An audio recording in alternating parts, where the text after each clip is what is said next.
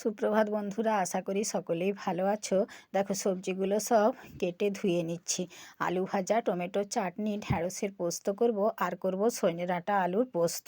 সবজিগুলো ধুয়ে নিয়ে কাঠের জালে দেখো উনানটা ধরিয়ে নিলাম, হাঁড়িতে জল দিয়ে বসিয়ে দিলাম।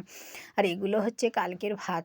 এই কটা বেশি হয়েছিল, কিন্তু ভাত নষ্ট করতে আমার একটুও ইচ্ছা করে না। এগুলো জল ঢেলে রেখে দেবো। আর একটু বেশি করে চাল নিয়ে নিলাম, জল ঢালা ভাত খেয়ে নেবো। ওই ভাতগুলো মিশিয়ে নিলে একটু টক টক হবে, খেতে বেশ ভালো লাগবে। আর এদিকে দেখো আলুগুলো ভেজে নিয়ে ঢ্যাঁড়সের পোস্তটা বসিয়ে দিলাম। আর এপাশে কাঠের জালে আমার ভাতটাও হয়ে গেল, বসিয়ে দিলাম সজনে ডাঁটা আলুর পোস্তটা। কষিয়ে নিয়ে জল ঢেলে দেবো, একটু পেঁয়াজও দিয়ে দিলাম।